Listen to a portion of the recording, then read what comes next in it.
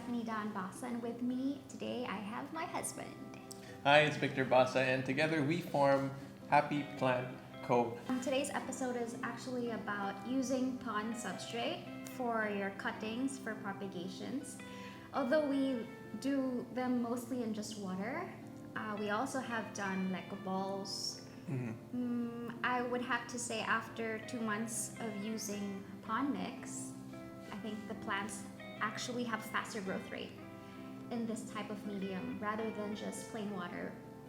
But What's PONMIX? PONMIX is actually, well, there's a company that's known for this, Lechuza, but we don't use, we don't need to use a branded PONMIX. Rather, we make our own. So DIY is 3 ingredients, and that is red lava rocks, zeolites, and pumice. So we'll show you all 3 separately later on and how we prepare it for water propagations. So actually, we got a bunch of rare plants here and over here as well on our shelf.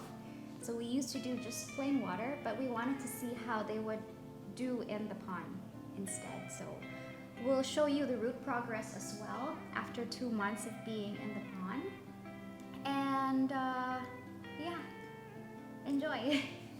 Where do you get lava rock, for instance? A lot of landscapers use this for outdoor landscaping, but you can also find, like for example, zeolites. They're used in agricultural purposes. You can also get them from pet shops because zeolites are used to purify or filter water, and aquarium water needs to be filtered, of course. So these materials can all be bought. Well, we bought them online since it's a pandemic. We don't go out. We just look for our local pebble rock shop, aquarium shop, and we just buy them individually and then mix it up. Wash it first, and then you can use them instantly. Here we have the 3 ingredients to make your very own DIY PONMIX at home. You don't have to go out and buy the branded ones because, well, they're all the same. You got the zeolites right here, and we'll show you on the screen all the benefits of using this. We have the pumice.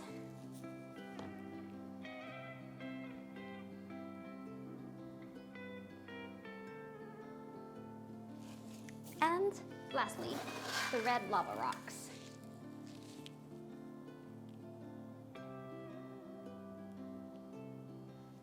Okay, there are different sizes of pumice, lava rocks, and zeolites that you can find in the market.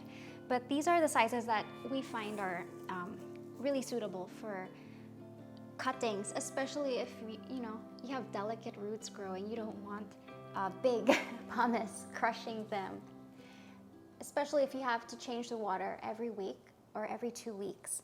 There's mechanical damage that could happen if you use bigger sizes, as well as the retention of moisture in the smaller pea-sized pumice and lava rocks and zeolites is much better than if you had a bigger surface area.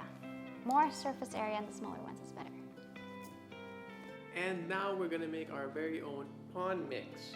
So we're going to take our zeolites. I'm going to put a little bit here.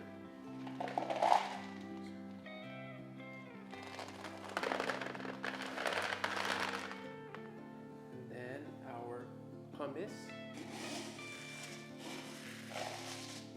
That's a good amount. Do another one. So there's no exact recipe, the ratios, it's really up to you. But for us, we like to use 20% of the zeolites, 40% of pumice, and 40% of the red lava rocks.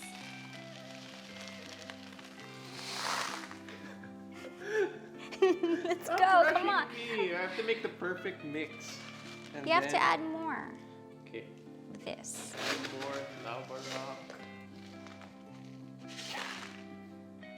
And then As you notice, there's a bit of dust because these have to be washed before you use them. Okay. It's like you're sifting rice. So after a thorough rinse, maybe 4 times. Yeah, I usually do about 3 to 4 times. Then it's, hey, it's ready for use. Remember, they absorb a lot of moisture, so you don't have to fill your propagation jars up to the top of the pond. You just have to use about 50%. Hey! So there you have it, your DIY pond mix. Of course, this has to be mixed a lot more, so it's more... Oh yeah, we still have to wash this. You have to wash it and have to mix it thoroughly so it's more even in distribution. And then see this? Yes, I can see it. See the new growth? Yeah, keep going, keep going. Keep going. Sorry. And look at this. Oh my goodness.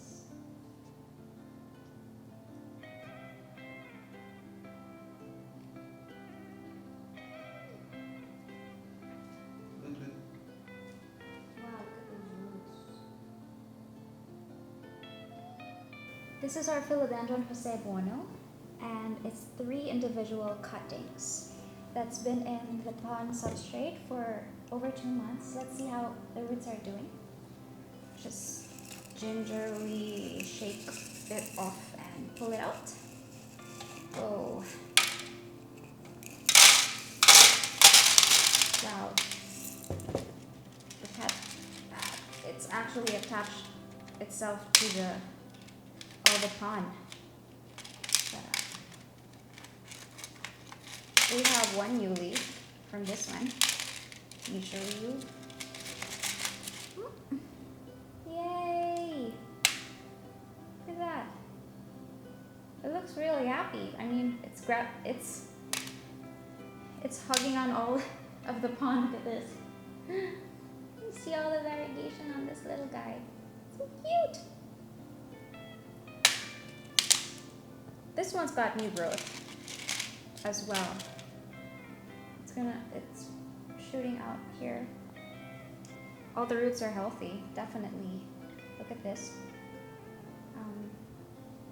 I might actually snip off some of the roots so that it would branch out even more before I decide to plot it in our aeroid mix. Yeah, happy with the results. Much faster. It was actually having a really hard time in just plain water. So I decided to put them in this pond, and it has done much better. It was in water for about a month, and I actually lost two cuttings. So this is what's left of the 5. So I got 3, and they're all doing really well. Even this guy.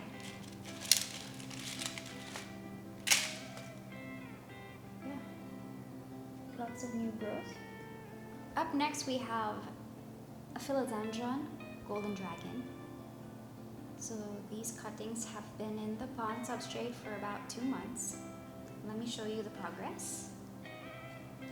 Oh, by the way, we don't submerge the cuttings in water all the way to the top of the pond. We actually just put about 50% up to the level of the pond.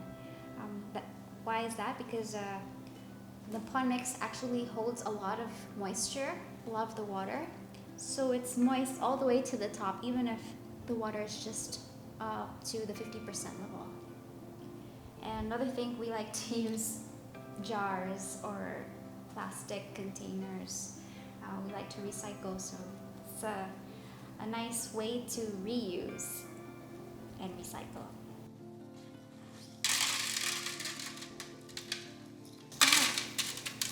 Hard to remove.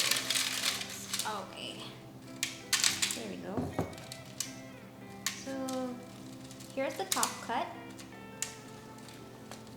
of the plant, and let me show you how it's doing. So the roots are really healthy. Good. Nice and juicy. Let's look at this one who actually lost his leaf.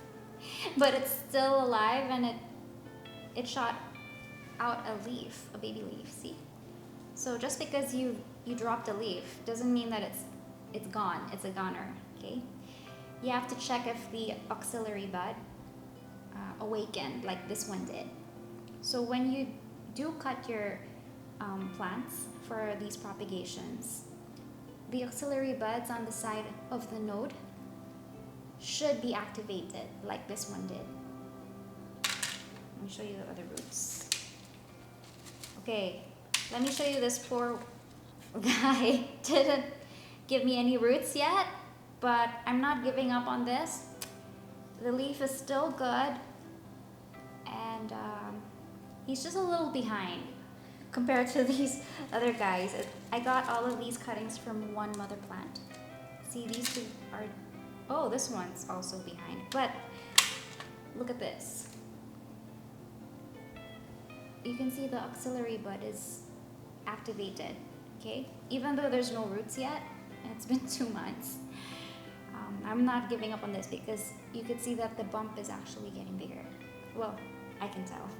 And this one as well. New leaves is about to come out. Roots are really have progress, this one. This is one of my favorite plants, Philodendron mayoi, and it's been in the pond like the others for 2 months. Let's see how it's fared. So this one actually unfurled during the 2 months. It was still a shoot then, and then it unfurled, and we have a new shoot here. Right there, okay.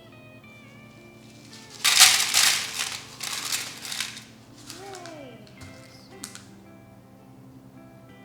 Looks good.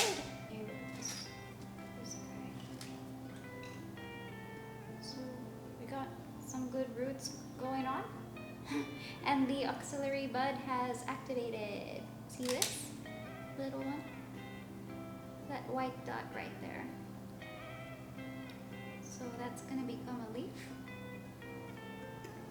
So I'll leave this a little bit longer until that leaf has unfurled. Let's look at the second cutting, the one with the unfurled leaf and a new shoot right here. So I think it's used up most of its energy putting out that leaf more than the root compared to this one.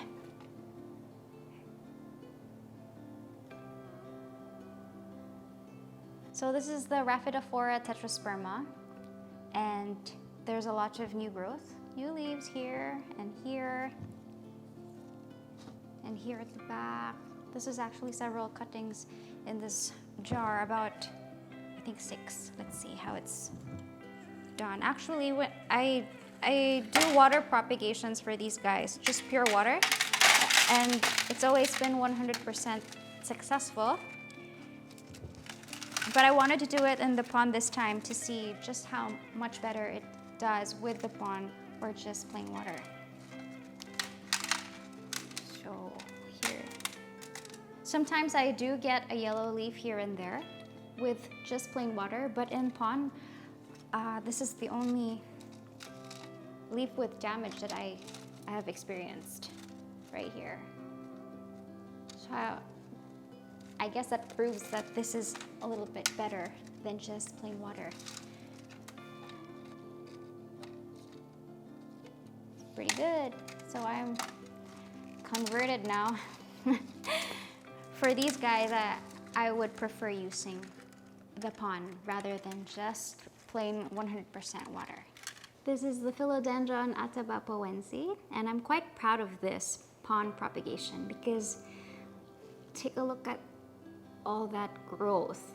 In 2 months, almost all of the cuttings have produced 2 to 3 leaves each.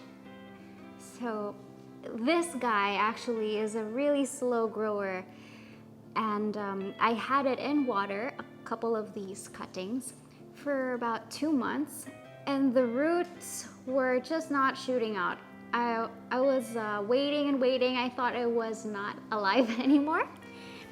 But I decided to put them in pond, and they just started growing like this. So if you want to really have higher success, I suggest for the Atapabuense or the Philodendron Atapabuense, put it in pond. See this? Do you see this? Yes. So there you have it, guys. That's PONMIX in just a few minutes for you. We'd like to hear from you. Like, subscribe, and comment. Let us know what other videos you want to see. And so we're pond converts now. Maybe you guys will be as well after seeing this video. Thanks for watching, and see you guys soon. God bless.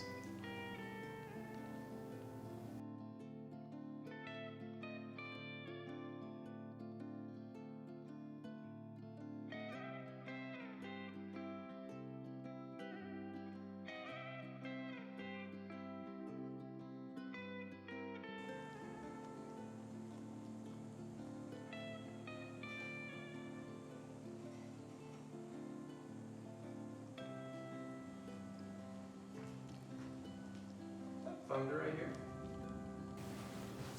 Rolling extra. Take 1. For you. So we're happy to, you know, It's okay. Keep going. Wait. Okay. Cure. No. Extra